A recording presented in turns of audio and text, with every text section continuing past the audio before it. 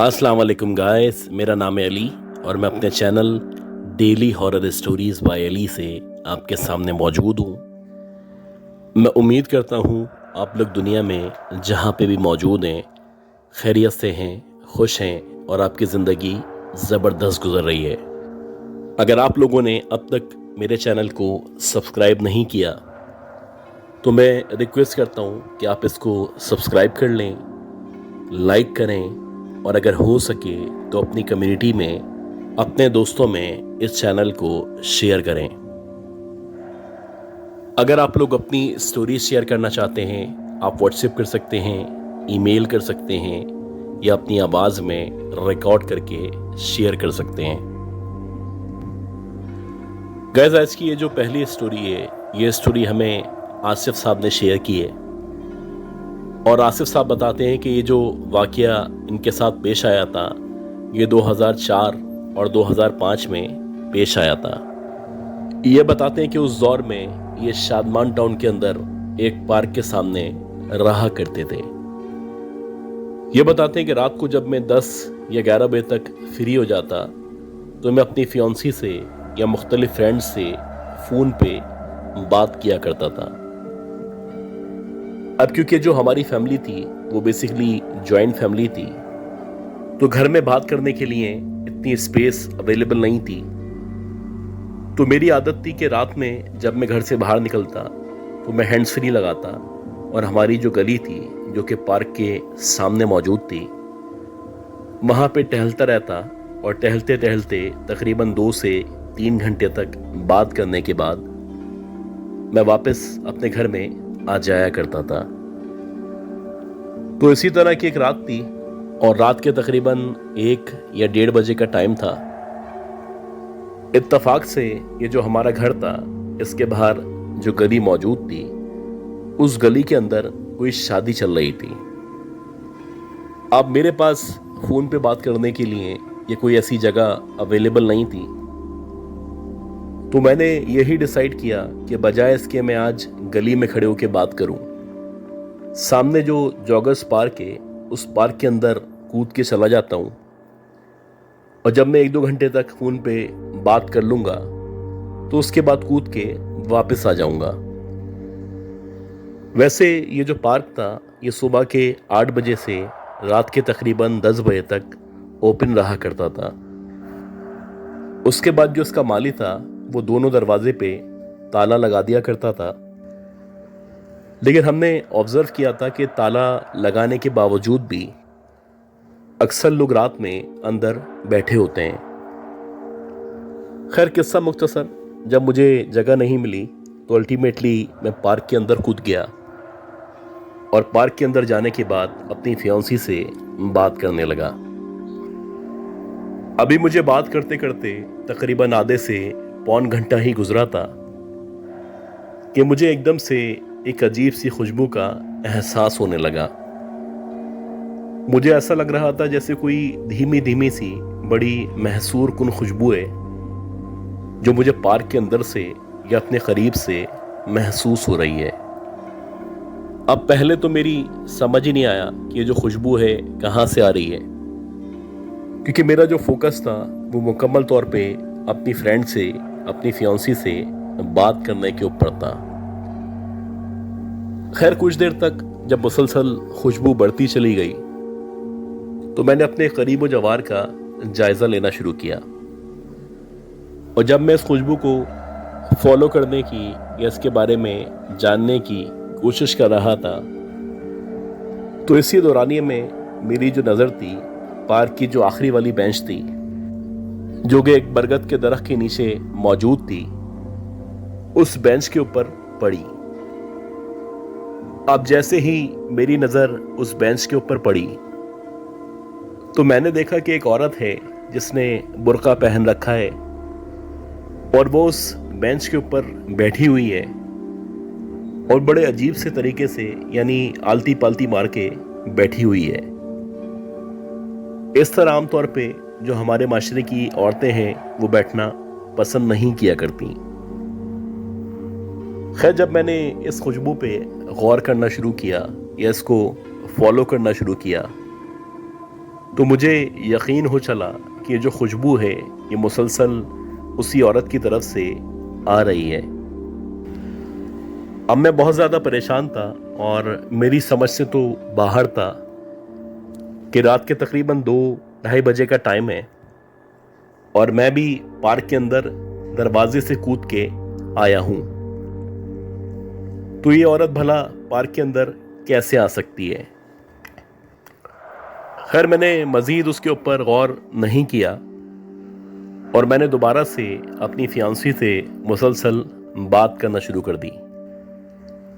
अब मेरी कोशिश थी कि मैं उस औरत की तरफ या उस बेंच की तरफ ना देखूं, क्योंकि मुझे थोड़ा सा शक हो रहा था कि ये जो औरत है ये कोई नॉर्मल औरत नहीं है। बहरहाल 5-10 मिनट बाद जब इत्तेफाक से दोबारा से मेरी जो नज़र थी वो उस बेंच की तरफ या उस औरत की तरफ पड़ी, तो मैंने देखा कि अब उस बेंच के ऊपर ना कोई औरत मौजूद है, ना किसी औरत का नामो निशान मौजूद है। खैर, अब मैं बड़ा परेशान था कि ये जो औरत है ना इसके आने का पता चला और ना ही इसके जाने का कुछ पता चला। मैं दोबारा से फ़ोन में बिजी हो गया और मेरा जो फोकस था मेरी फियांसी से बात करने के ऊपर था। इसी दौरानिए में मुझे दोबारा से एकदम से वो जो धीमी धीमी खुशबू थी महसूस होना शुरू हुई और कुछ मिनट के अंदर अंदर ये जो खुशबू थी ये इस कदर बढ़ चुकी थी कि ऐसा लग रहा था कि जिसने भी ये खुशबू इस्तेमाल की हुई है वो मेरे बहुत ज़्यादा करीब मौजूद है। खैर, मैंने दोबारा से आगे पीछे का, ख़ास तौर पे उस बेंच का जायज़ा लेना शुरू किया। अभी मैं इधर उधर या बेंच की तरफ या पार्क में उस लड़की को या उस औरत को तलाश कर रहा था कि इसी दौरानिए में मुझे एकदम से किसी ने मेरा नाम लेके पुकारा और जिसने भी मेरा नाम लेके मुझे पुकारा था उसकी जो आवाज़ थी वो बड़ी जानी पहचानी आवाज़ थी और ऐसा लग रहा था कि ये जो आवाज़ है इस आवाज़ को मैं कभी ना कभी कहीं ना कहीं सुन चुका हूँ। अब मेरा नाम जब किसी ने पुकारा तो मैंने आगे पीछे चारों तरफ का जायज़ा लिया और जायज़ा लेने के बाद जब मुझे कोई भी नज़र नहीं आया तो अब मुझे अंदाज़ा हो चुका था कि यहाँ पे मज़ीद रुकना ठीक नहीं है।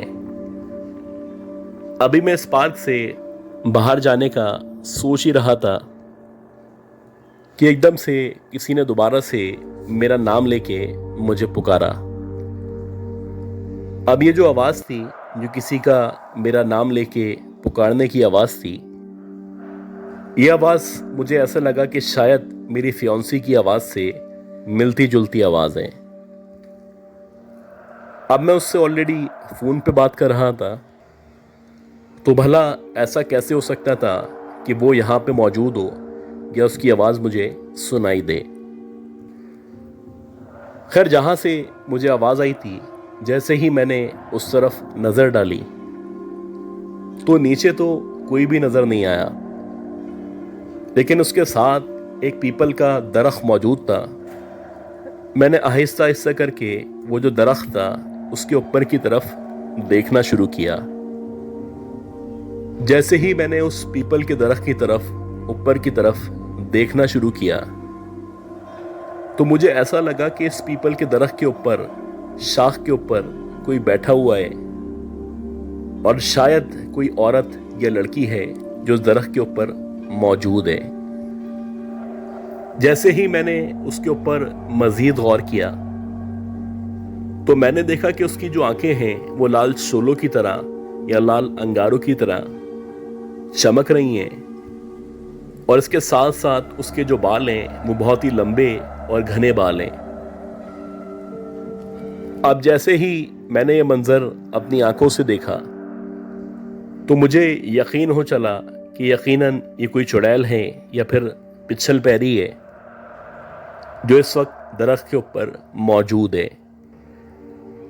मैंने फौरन से फ़ोन कट किया और आयतल कुर्सी पढ़ते पढ़ते जितना तेज हो सकता था पार्क के दरवाजे की तरफ भागना शुरू कर दिया। जैसे तैसे गिरता पड़ता मैं पार्क के दरवाजे के करीब पहुंचा और मैंने दरवाजे को फैलांग के बाहर की तरफ दौड़ लगा दी।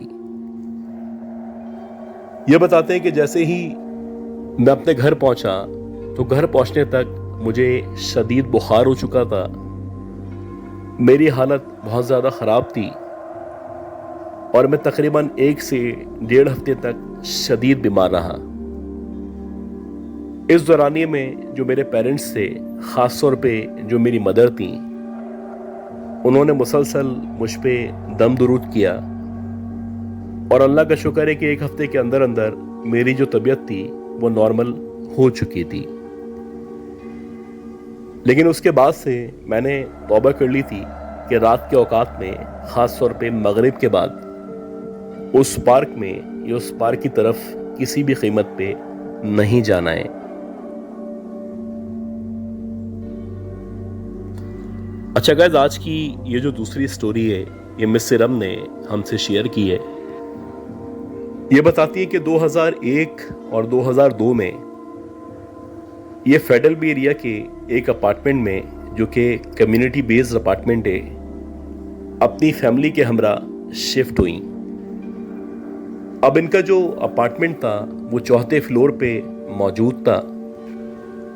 उस अपार्टमेंट के अंदर 3 कमरे थे, इसके साथ साथ एक गैलरी थी और गैलरी के अलावा जो बैक साइड का हिस्सा था वहां पे एक डक मौजूद थी। अब ये शुरू में जब वहाँ पे शिफ्ट हुई तो सब कुछ नॉर्मल था और बज़ाहिर नहीं लगता था कि इस अपार्टमेंट के अंदर कोई भी इस तरह की मखलूक़ात या इस तरह की एंटिटीज़ मौजूद हैं।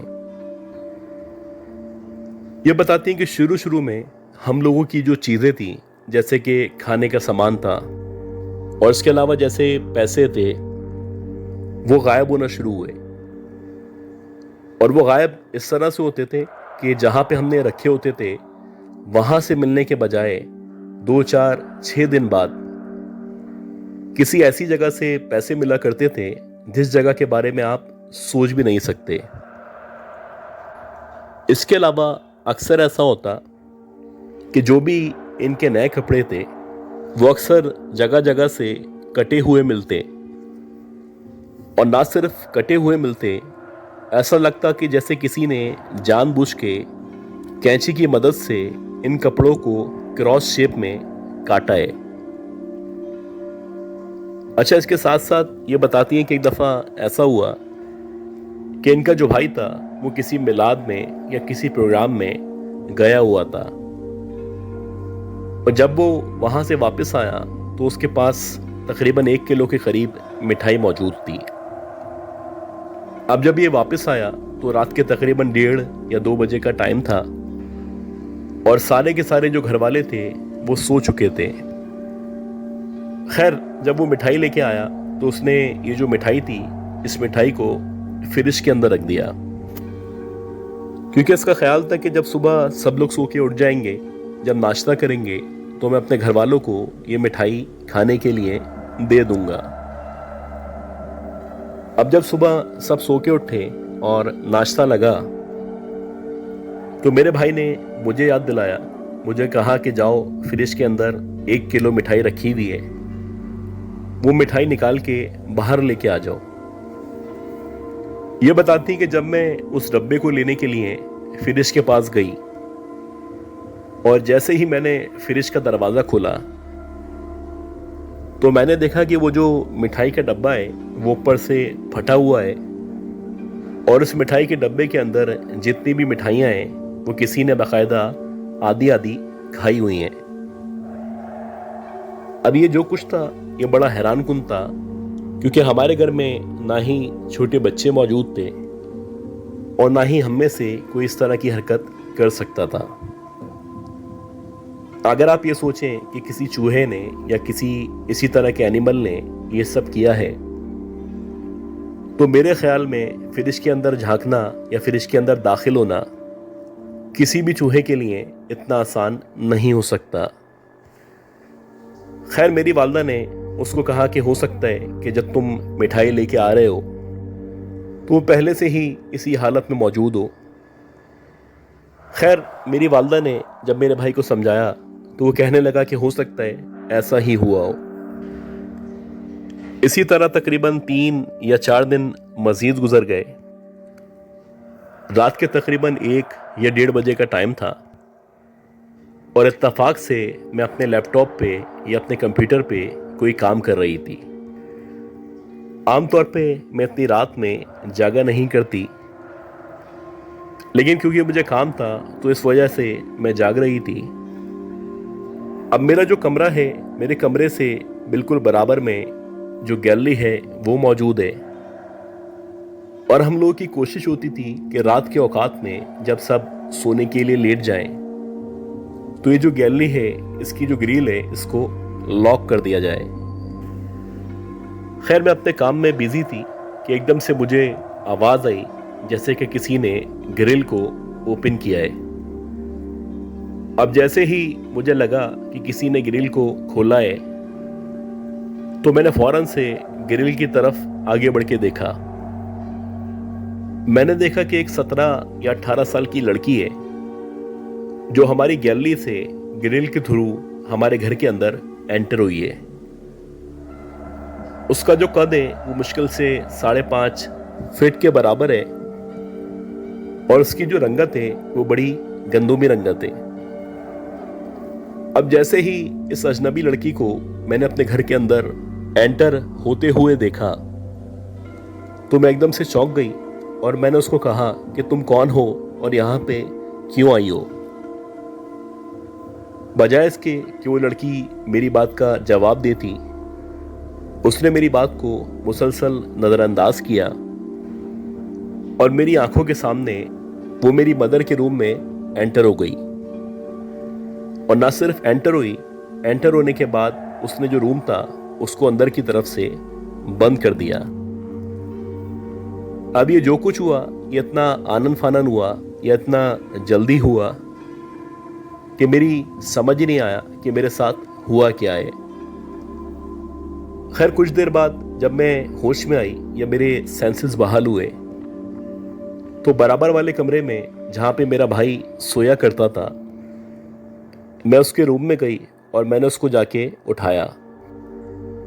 मैंने उसको बताया कि गैलरी की तरफ से एक लड़की अंदर आई है और ना सिर्फ अंदर आई है बल्कि वो मदर के रूम के अंदर चली गई है। तुम जाके देखो कहीं ये कोई चोर तो नहीं है। अब ये सुनने के बाद जो मेरा भाई था वो एकदम से खड़ा हो गया। करीबी एक बड़ी सी लाठी मौजूद थी। वो लाठी लेके वो आहिस्ता आहिस्ता करके हमारी मदर के कमरे के अंदर दाखिल हुआ। अब जैसे ही वो कमरे के अंदर दाखिल हुआ तो वहां पे ना वो लड़की मौजूद थी, ना उस लड़की का कोई नामो निशान मौजूद था। अब मेरा भाई ये देखने के बाद कहने लगा कि हो सकता है तुमने कोई ख्वाब देखा हो या फिर तुम नींद के अंदर हो। खैर, मेरी भी समझ से बाहर था कि अगर वो लड़की अंदर एंटर हुई थी तो वो भला अंदर कैसे आई थी, और उसके बाद जब वो मेरी मदर के रूम के अंदर गई तो वो वहां जाके गायब कहाँ हो गई।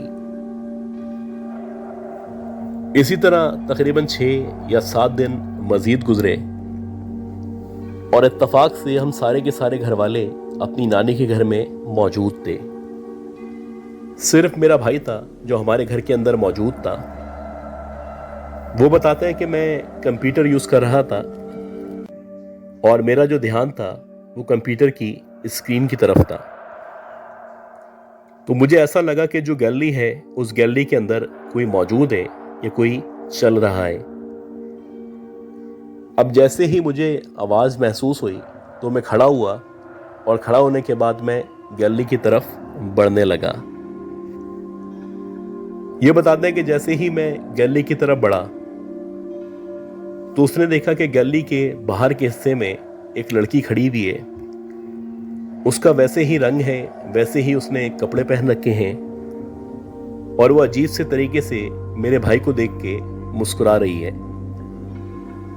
हालांकि जो ग्रिल थी, इस ग्रिल पे ताला लगा हुआ था और हम लोग ऑलरेडी 4th फ्लोर के ऊपर रहा करते थे, तो किसी भी तरह किसी भी लड़की का ग्रिल के ऊपर आके खड़ा होना या वहां से अंदर आना मुमकिन नहीं था।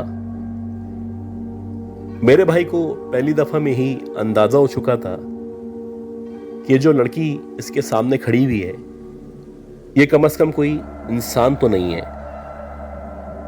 खैर, इसने अपने तौर पे आयतल कुर्सी वगैरह पढ़ी और आयतल कुर्सी पढ़ने के बाद ये घर से बाहर निकल गया। ये बताती है कि इस तरह के बहुत सारे वाकयात थे जो उस घर के अंदर हमारे साथ मुसलसल पेश आते रहे। गाइस, उम्मीद करता हूँ ये जो स्टोरीज मैंने शेयर की हैं ये सारी की सारी स्टोरीज आप लोगों को पसंद आई होंगी। अगर आप लोगों को ये स्टोरीज पसंद आई हैं तो दुआ करें कि अल्लाह ताला मुझे, मेरी फैमिली को, हम सबको सेहत दे, ज़िंदगी दे, कामयाबी दे और हम सब के लिए आसानियाँ फरमाए। अगले अपलोड तक के लिए अपना बहुत ही ख्याल रखिएगा। अल्लाह हाफिज़।